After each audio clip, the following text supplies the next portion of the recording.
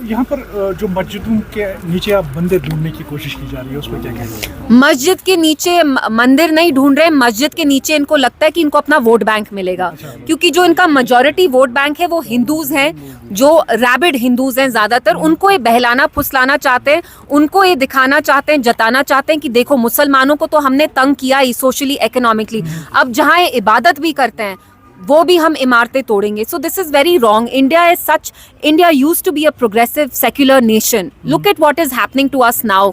हम खुदाई कर रहे हैं, ये क्या डेवलपमेंट का कुछ सिंबल है? कश्मीर में आप कहते हैं हम रेलवे लाइन बनाएंगे, लेकिन यहाँ पे जो मेजॉरिटी मुस्लिम्स हैं उनके आप मॉस्क तोड़ना चाहते हैं। So this is not the country that was founded by Mahatma Gandhi ji. This is more of Godse's India than Gandhi ji's India. Ma'am, आखिर में जानना चाहेंगे यहाँ के एमएलएज के बारे में क्या कहेंगे, क्योंकि आज तक उन्होंने कोई भी काम जो है उस तरह का नहीं किया है। दूसरा कि क्या नहीं काम किया, तो ये जो यहाँ तक जो भी हुआ अभी तक वो किसने किया है?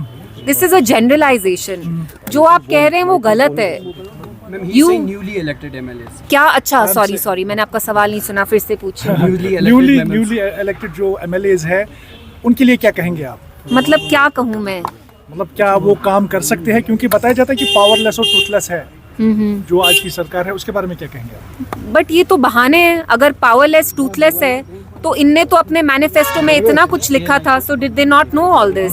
Why are they powerless? सरकार तो इनकी है, तो ये क्यों नहीं काम कर रहे हैं?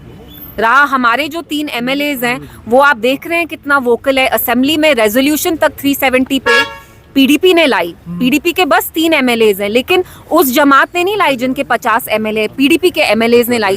तो जब आपको काम करना होता है यू फाइंड अ वे। बाकी आपको बहाने चाहिए। आप तो 70 साल से यहाँ इक्तिदा में आ रहे थे, गर्ज आपको है नहीं काम करने का, तो you will always look for excuses and you will find an excuse.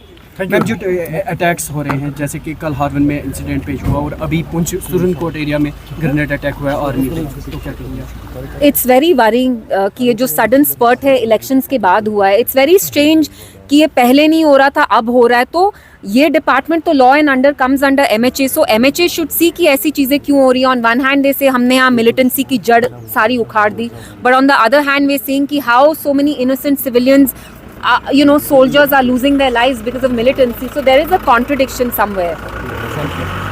Done? Thank you. Ma'am, आपसे जानना चाहेंगे, नेशनल कॉन्फ्रेंस ने अपनी तरफ से अपील की है फिर से जो शेख अब्दुल्ला की हमारे हमें हर साल मिलती थी। क्या आपको लगता है कि वो प्रस्ताव जो रखा है नेशनल कॉन्फ्रेंस में वो सही है कि उनके दिन पे जो है उनका दिन birth anniversary of Sheikh Abdullah? मुझे लगता है अगर ये जद्दोजहद हम 370 के लिए करते तो बेहतर होता। इट्स सो सैड कि पीडीपी जिसकी बस 3 एमएलएज है, हमने आर्टिकल 370 पे रेजोल्यूशन लाई, उस जमात ने नहीं लाई जिस पे लोगों ने इतना अपना एतबार जताया, ट्रस्ट किया। तो हम यहाँ किसी एक पर्सनालिटी को प्रमोट करने के लिए नहीं है। जो चीज़ें हमसे छीनी गई वो हमारा फोकस होना चाहिए। रहा उनका अपना है बोलने का, this is up to them, but I wish कि वो 370 के बारे में इतना फोर्सफुली बात करते।